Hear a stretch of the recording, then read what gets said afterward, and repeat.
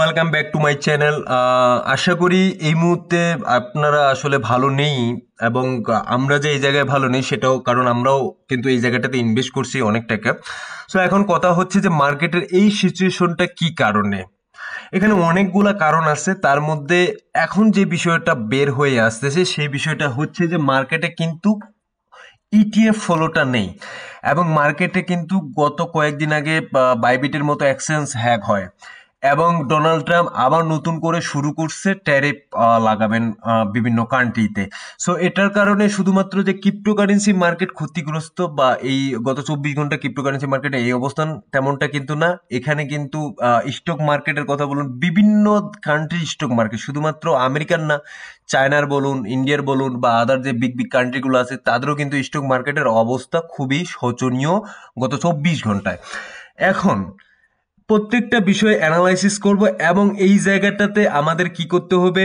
অনেকেই বলতেছেন ভাই ধৈর্য আর ধরতে পারতেছে না এই জায়গাটাতে, কারণ অনেক দিন হয়ে যাচ্ছে মার্কেটে উপরের দিকে উঠতেছে না, এবং এই জায়গায় আমাদের পোর্টফোলিও 80% 90% দাম, বিটকয়েন কিছুটা দাম করে পাম্প করলেও, বাট যে আদার যে অলস কয়েন আছে সেই অলস কয়েনগুলো কিন্তু পাম্প করে দাম করে আবার কিন্তু পাম্প করতেছে না।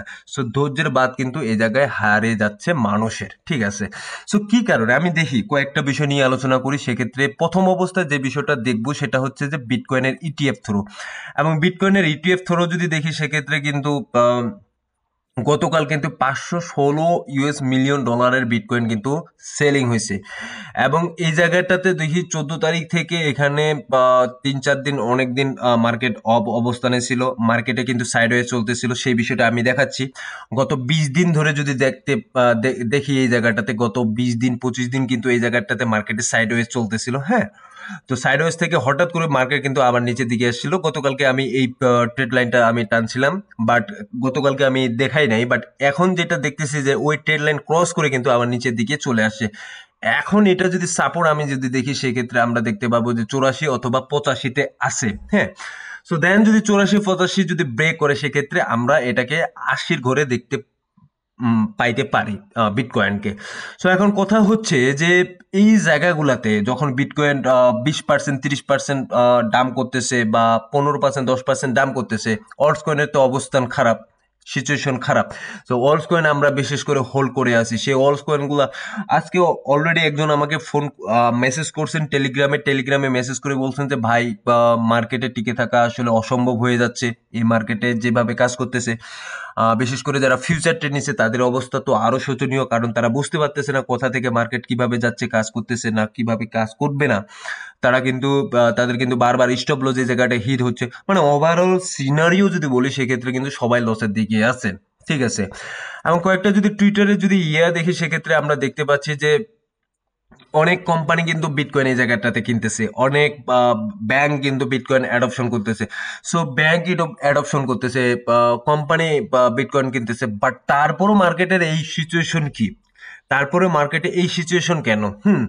সো এই জায়গাগুলোতে কিন্তু আমাদের একটা জিনিস মাথায় রাখতে হবে যে মার্কেটটা কিন্তু ম্যানিপুলেট করতেছে।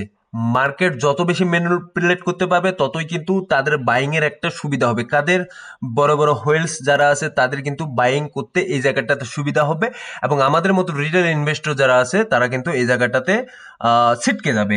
এবং টেলিগ্রাম চ্যানেলে আজকে কয়েকটা যদি গতকালকে একটা দেখি, যে পোস্টটা আমি করছিলাম সেটা হচ্ছে যে মার্কেট থেকে কিন্তু লার্জ অ্যামাউন্টের অফ সোলানা কিন্তু এটা উইথড্র করছে, সোলানা যে এক্সচেঞ্জ, বাইন্যান্স যে এক্সচেঞ্জ আছে সোলানা উইথড্র করছে বাইন্যান্স এক্সচেঞ্জ থেকে। সো এই জায়গাগুলোতে যদি আমরা দেখি সেক্ষেত্রে আমাদের কিন্তু এটা একটা নেগেটিভ সেন্টিমেন্ট, অবশ্যই নেগেটিভ সেন্টিমেন্ট। হঠাৎ করে বাইন্যান্স কেন উইথড্র করলো সোলানা, এটা কিন্তু একটা সোলানার উপর কিন্তু ব্যাক ইম্প্যাক্ট পড়ছে, সেটা যদি আমরা মার্কেটে দেখি। এবং মার্কেটে সোলানার ক্ষেত্রে যদি দেখি, সোলানা গত 7 দিনে 19% 134 ডলারে কিন্তু চলে আসছে সোলানা, এবং গত 24 ঘন্টায় সবচেয়ে বেশি দাম করছে সোলানা এবং এক্সআরপি 16%, এবং এক্সআরপি কিন্তু 13% দাম করছে, হ্যাঁ। গতকাল সোলানা কেনার কথা আমি বলছিলাম, সেক্ষেত্রে কিন্তু পার্ট বাইং করতে বলছিলাম ওই জায়গাটাতে।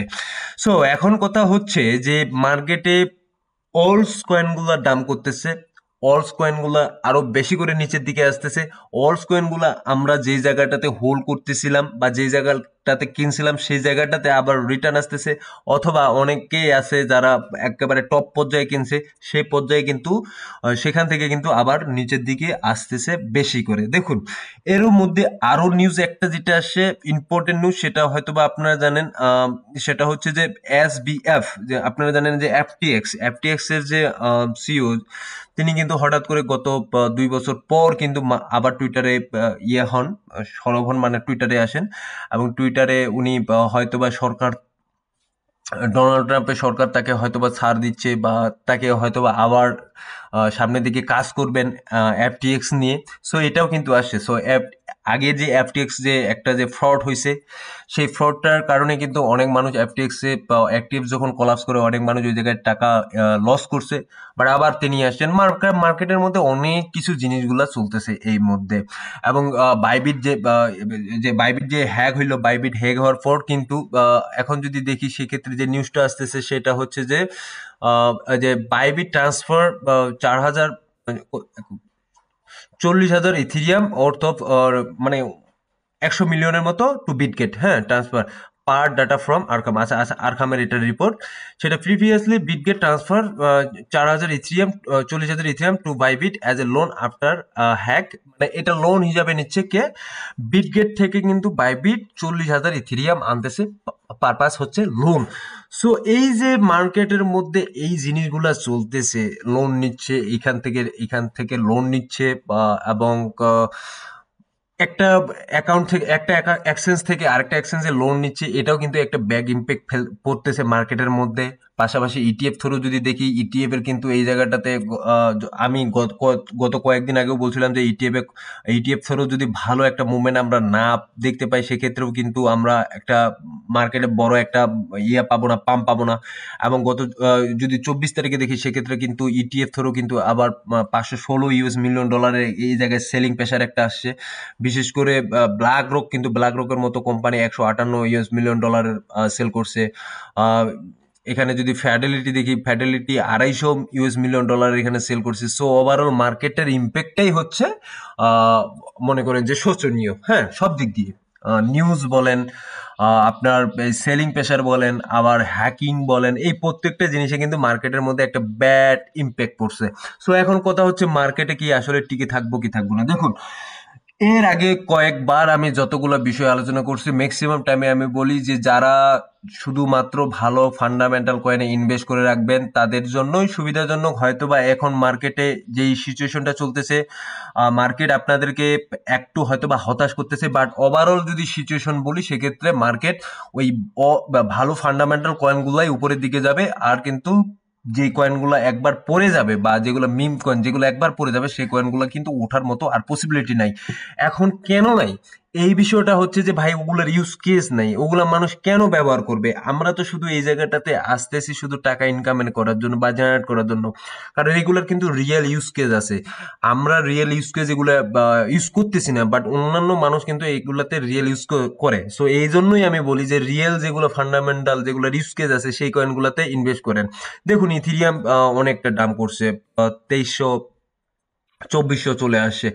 এর মানে এই না যে এটা এখানে থেমে থাকবে, এটা কিন্তু উপরের দিকে আরো যাবে। অনেকে আমি জানি যে 3800 বা 4000-এ ইথিরিয়াম কিনছেন, কিছুদিন আগেও কিন্তু ওই জায়গাটাতে ছিল 4000।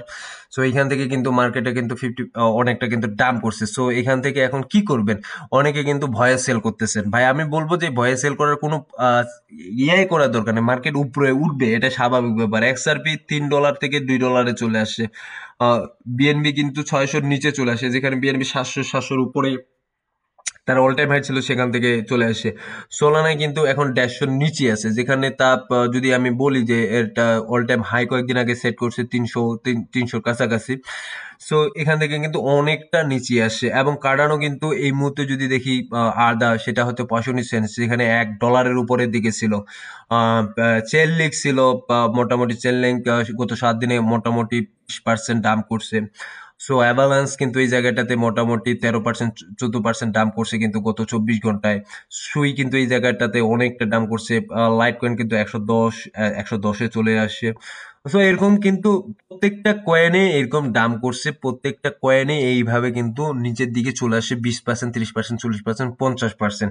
সো আপনার এখন বলতে পারেন যে আপনারা এখন বলতে ভাই মার্কেট এরকম করতেছে, মার্কেট আর উঠবে না। আমরা যতদিন ধরে মার্কেটে আছি দেখতেছি যে মার্কেট শুধু নিচের দিকেই আসতেছে, নিচের দিকে আসতেছে। এমনটা না, আমি জানি যে এই জায়গায় অনেকে মার্কেটে কিন্তু নিচে অনেক আসছে। এবং ফেয়ার এবং গ্রিডের যদি ইন্ডেক্সটা দেখি, এই জায়গায় আমি যেটা বলছিলাম, যেটা ফেয়ার এবং গ্রিডের যে ইন্ডেক্স, সেই ইন্ডেক্সে আমি বলছিলাম যে এটা এক্সট্রিম লেভেলের যে ফিয়ারটা আছে সেটা কিন্তু অনেকদিন পর মার্কেটে আসলো, যেটা সত্য কথা, অনেকদিন পর মার্কেটে আসলো।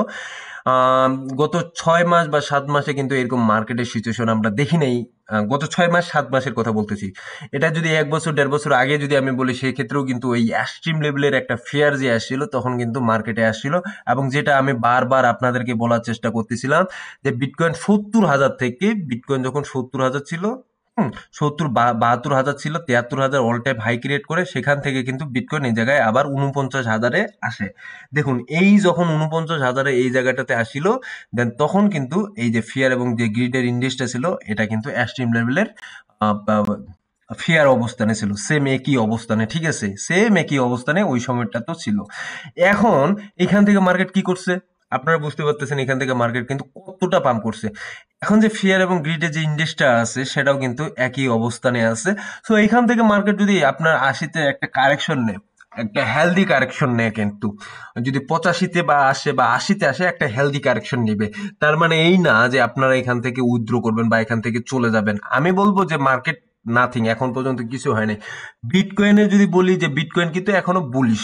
এখন বলতে পারেন যে ভাই এই কথাটা কেমনে বললেন যে বিটকয়েন এখনো বুলিশ? দেখুন ভাই, মার্কেট কোথা থেকে কোথায় গেছে সেটা ঠিক আছে, এখান থেকে মার্কেট কিন্তু কত দূর পর্যন্ত গেছে, এই যে কারেকশনটা নিচ্ছে, আপনার কি মনে হয় যারা এই জায়গাগুলোতে ইনভেস্ট করছে বা এই জায়গাগুলোতে ইনভেস্ট করছে তাদের কি মার্কেটে কি দাম আসতেছে? না, এখনো মার্কেট কিন্তু আর একটা ওয়েতে কারেকশন নিচ্ছে, আবার উপরের দিকে যাচ্ছে, কারেকশন নিচ্ছে, আবার উপরের দিকে যাচ্ছে। বাট সমস্যাটা হইলো যে অলস কয়েন গুলা নিয়ে, অলস কয়েন গুলা তো ভাই পাম্প করতেছে না, অলস কয়েন গুলা তো ভাই যাইতেছে না উপরের দিকে। দেখুন এই ক্ষেত্রে আমি বলবো যারা আপনারা একেবারে টপে বাই করছেন, ওকে ফাইন, টপে বাই করছেন, নাথিং, কোনো ব্যাপার না। এই টপগুলোও কিন্তু কয়েকদিন আগেও যদি যখন সিজের বাইন্যান্স যখন জেলে গেলেন, জেলে যাওয়ার পর কিন্তু বিএনবি আবার টপ টপ একটা লাগাইছে। টপ লাগানোর পর আবার যখন ডোনাল্ড ট্রাম্প আসলো তখন কিন্তু আরেকটা নতুন করে টপ লাগাইছে। সো আমার কথা হচ্ছে যে আপনারা এখন টপে বাইং করছেন, ওকে নো প্রবলেম, সামনের দিকে যখন আবার মার্কেট উপরের দিকে উঠবে তখন কিন্তু আবার নতুন করে একটা টপ লাগাবে, ঠিক আছে।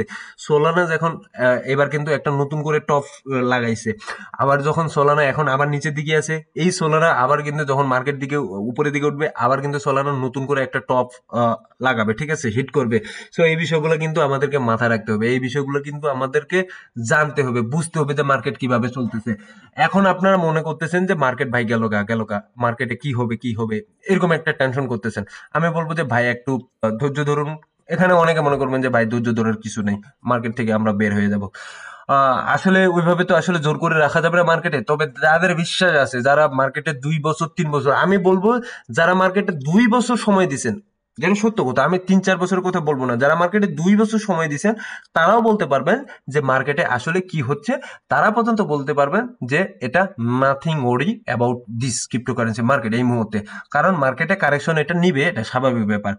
সো ধন্যবাদ সবাইকে, ভালো থাকবেন, সুস্থ থাকবেন, দেখা হবে নতুন কোনো ভিডিও নিয়ে আগামী দিনে। এবং আশা করতেছি যে আগামী দিনে যে ভিডিওটা নিয়ে আসবো সেই সময় মার্কেটে একটা